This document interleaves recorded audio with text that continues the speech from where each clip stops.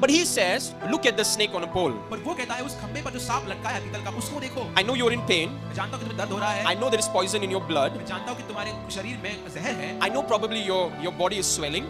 मैं जानता हूँ कि तुम्हारा देह सूज गया है। In spite of all this, you have to look at the pole to the fiery serpent. इन सब के बीच में तुम्हें जो उस खंबे पर पीतल का सांप लटकाया है उसे देखना होगा। As foolish as it sounds, but anyone who did it, they lived. ये बहुत मूर्खता सी बात लगती है पर जिन्होंने भी इस बात को किया वो जीवित बच गए। Somebody will say, why will I look at the snake when my own feet is paining? कोई कहेगा कि मैं सांप को क्यों देखूं जब मेरा खुद का पैर दर्द कर रहा है। When there is poison in my blood, why will I look at another snake? जब मेरे खून में जहर है तो मैं किसी और सांप की ओर क्यों देखूं? Isn't it wise that I should fix this?